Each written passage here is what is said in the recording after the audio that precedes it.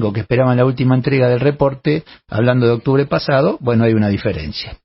¿Qué quiere decir esto? ¿Ya está el acuerdo? No. Por eso quiero hablar con Enrique Shevach, es economista, ex director del Banco Central. ¿Qué tal, Enrique? Eduardo Serenellini, buenas tardes. Hola, ¿qué tal, Eduardo? Un gusto saludar. Gracias, igualmente, Enrique. ¿Qué quiere decir este informe del Fondo Monetario? ¿Está mejor, la posición está más cerca? Contame. No, a ver, primero, lo que hizo hoy la vicedirectora gerente, que como tiene un nombre indio, no me pidas que lo repita, es presentar lo que el fondo, el informe que el fondo llama Perspectivas Económicas Globales, en donde, bueno, se presentan distintas perspectivas de la economía global, mundial, etcétera.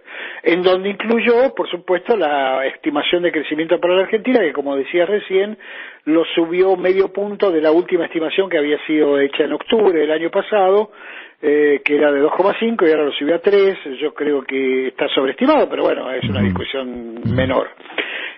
Le preguntaron por el caso argentino y dijo, bueno, como contesta el fondo siempre en estos temas, estamos negociando, esperamos que ayudar a la Argentina, esperamos un programa que solucione los problemas de la Argentina, el desafío es grande, estamos dispuestos. Digamos, no dijo mucho. Sí, exacto. Que va a seguir diciendo eso hasta que se firme el acuerdo. ¿Y la realidad, Enrique, en Argentina cuál es? La realidad en nuestra Argentina. A ver, la realidad obviamente no la sé porque no estoy en la negociación, pero lo que queda claro a partir de la presentación del ministro Guzmán hace 2 semanas o 3, ya me perdí la cuenta, y las reiteradas posiciones del fondo, es que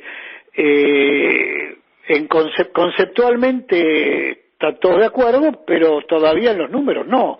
O sea, es como si vos nos pusiéramos de acuerdo en que te quiero vender mi casa, pero todavía no nos pusimos de acuerdo en el precio, con lo cual no nos pusimos de acuerdo en nada. El fondo tiene 3 metas, o tres indicadores que hay que acordar. ¿En qué medida, a qué velocidad vas a reducir el déficit fiscal para pasar al superávit? Porque mientras tengas déficit fiscal, la deuda aumenta, porque el déficit se financia o con inflación o con deuda. ¿A qué ritmo, o sea, cuánto vas a emitir para financiar ese déficit, para bajar precisamente la tasa de inflación y la presión sobre el dólar? Y tercero, ¿a qué ritmo vas a acumular reservas para que algún día puedas pagar, digamos, ¿no? Entonces, según el ministro Guzmán, el ministro Guzmán y el presidente, por lo que dijo ayer, todavía no nos pusimos de acuerdo con el gobierno no se puso de acuerdo con el fondo, es a qué velocidad va a ir reduciendo el déficit fiscal. La Argentina pretende reducirlo recién en el 2027, por ahí.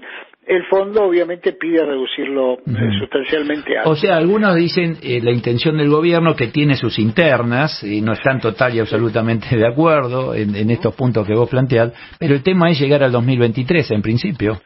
Claro, el tema es armar un programa, o sea, así como el ministro Guzmán cuando renegoció la deuda con los acreedores privados, negoció de una forma tal de que durante el primer mandato del presidente Fernández, si hubiera una reelección, como los primeros 4 años de gobierno del presidente Fernández, hubiera que pagar muy poquito y después empezar a subir los pagos. Lo mismo pretende hacer con el fondo, que no el pago, pero que el ajuste fiscal sea el mínimo posible en el 2023, de manera tal de que poder usarlo para gastos de campaña eventualmente, y que el ajuste venga un poco después. Pero la verdad que todo esto es, quiero usar palabras técnicas que sean suaves, es poco serio, porque el verdadero ajuste es la falta de dólares en la Argentina. O sea, la Argentina no crece por el Banco Central emitiendo pesos. La Argentina crece cuando tenés dólares suficientes para importar, para producir y para funcionar. Entonces, si la Argentina creciera cuando el Banco Central emite pesos, seríamos el país más grande del mundo, digamos. Claro, sería simple, ¿no? Claro, sería fácil. Sí. Además, estaríamos mostrando al mundo que son todos unos tontos, porque en vez de cobrar impuestos y ajustar el gasto, etcétera, le hubieran emitido pesos, la moneda. ¿Para qué trabajar si fabricamos billetes y punto? Claro, y disfrutemos la vida. La verdad es que el problema que tiene Argentina hoy es que no tiene dólares. No tiene dólares justamente porque como emite muchos pesos para financiar el déficit, esos pesos generan alta inflación. cuando hay alta inflación la gente se quiere sacar de encima la moneda, los pesos, entonces los que tienen menos recursos corren a comprar alimentos, los que están en una estación más arriba corren a comprar, no sé, una licuadora o una moto. Útiles para el colegio, algunos y, dicen. Claro, y más arriba comprarán un auto, más arriba compran dólares, digamos, ¿no? Pero al final del día, cuando vos compras una moto, una licuadora o un auto, ahí adentro hay importaciones, porque tenés que importar para producir. Tenés que importar autopartes, tenés que importar piezas, tenés que importar... Y ahí es donde está el problema por falta de insumos. Ahora, justamente por esto que vos planteás, los pesos no los quiero tener y voy al consumo, hay parte de quienes acompañan este estilo de gobierno, dicen, ¿ves que hay consumo? Incluso algunos industriales, ¿no? Dicen, bueno, yo claro, estoy pero ese consumo lo tenemos porque en el 2021 el precio de la soja subió 40%, porque Brasil, que es nuestro principal socio comercial, se recuperó después de la pandemia y creció fuerte, y porque el Fondo Monetario nos regaló, entre comillas, repartió aumento de capital, para ser más preciso, y nos regaló los DEC. Entonces, de pronto a la Argentina le sobraron el año pasado, por obra de la suerte, no por obra de ninguna política económica, 20.000 millones de dólares más que el año anterior. Y esos 20.000 millones de dólares más se destinaron una parte a importar más. Como importaste más, pudiste crecer. Entonces, el crecimiento, otra vez, no es producto de la política de emitir pesos. El crecimiento es producto de una política de generar dólares. Ahora, para generar dólares, o generás más exportaciones, y eso implica otra inversión, otra política económica, que no hay. Las exportaciones en cantidades en la Argentina están estancadas desde hace años, y salvo que tengas un milagro con los precios, tenés menos dólares que el año pasado. Pero yo siempre recuerdo la palabra que me dijiste hace años, y Eduardo, el tema es la confianza. La Argentina necesitamos confianza, y acá estamos. No es solamente la Argentina, el mundo funciona por confianza. O sea, a ver, las monedas que circulan en el mundo se llaman monedas fiduciarias, o sea, monedas que circulan por fe. No es que el Banco Central de Estados Unidos tiene en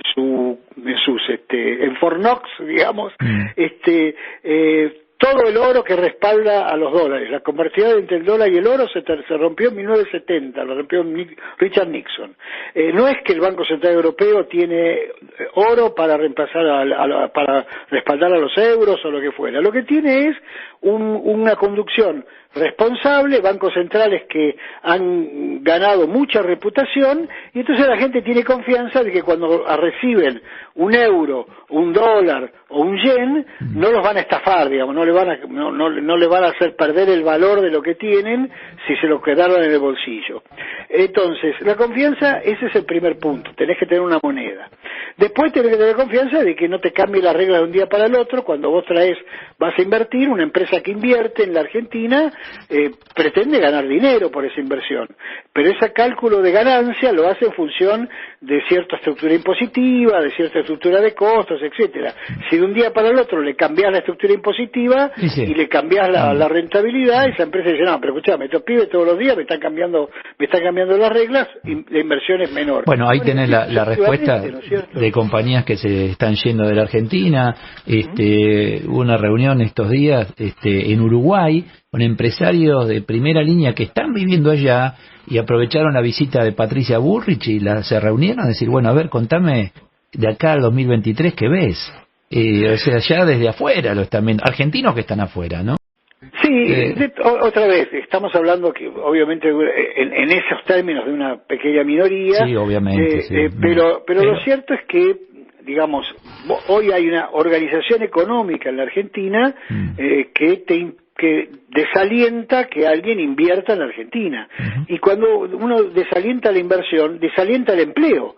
No, a ver, la Argentina en la última década, de 2011 a 2021, no solamente nos generó un solo empleo neto de calidad, digamos, empleo registrado en una empresa, con productividad, etcétera. Lo que creció fue el empleo negro o informal, y solo hizo crecer el empleo público, 700.000 personas más en el empleo público. Entonces, claramente la economía está estancada en producir, está estancada en invertir, está estancada en el empleo, que es lo que necesitas para salir de la pobreza. Ahora, que en un año que hayas caído, como caíste el año anterior el 10%, en un año sobraron los dólares y que entonces pudiste recuperarte otros 10, fenómeno. Pero otra vez, eso es porque sobraron dólares, no porque sobraron pesos.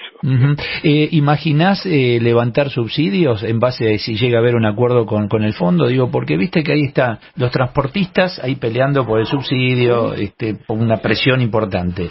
Lo mismo está ocurriendo con la energía. ¿Es parte de un futuro acuerdo o posible acuerdo? A ver, una de las formas de ir bajando el déficit es que en lugar de pagar la energía o el transporte con impuestos, se pague con la tarifa, digamos, ¿no es cierto? Sí, porque no es que no pagamos la energía, no es que no, sobre todo en el AMBA, porque en las provincias se paga lo que vale, no es que no pagamos el transporte, sino que en lugar de pagarlo con la SUBE si vas al transporte, o con la factura de la luz, lo pagás con inflación o con impuestos, porque pagar se paga igual, no es que nos dona, las empresas energéticas no donan la energía, ni los transportistas, como hubo una huelga, un paro hoy, no donan los subsidios, sino que los pagamos de otra forma, y de una forma muy ineficiente, porque no solamente te hace derrochar y gastar más cuando no pagas la tarifa correcta, sino porque además hay gente hoy que no tiene luz eléctrica, que no tiene gas, que no tiene cloacas, que no tiene ninguno de los servicios públicos básicos, y que con la inflación, o con el propio impuesto, con el IVA, le está pagando la electricidad a gente que sí tiene la posibilidad de pagarla. O sea que no solamente que la estamos pagando entre todos, sino que lo paga gente que debería estar recibiendo ni hablar del previaje, que está subsidiando. Bueno, es otra locura, porque una cosa es intentar armar un esquema de promoción para el turismo en algunas zonas particulares, para cierto tipo de consumo de turismo, y otra cosa es regalar turismo en hoteles 5 estrellas. Claro. Pero además, fíjate la contradicción que tiene la Argentina para variar. Al mismo tiempo que promocionás el turismo, eliminás las compañías aéreas.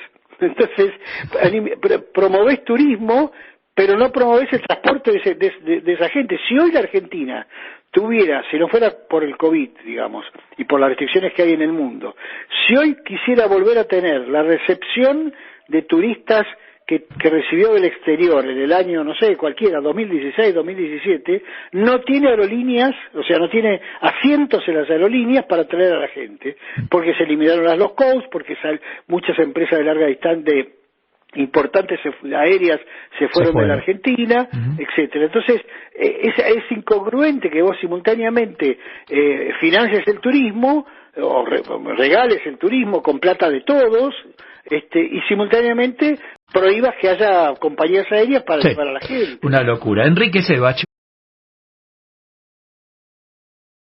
Un fuerte abrazo, Enrique, gracias. A vos, Eduardo, que sigas muy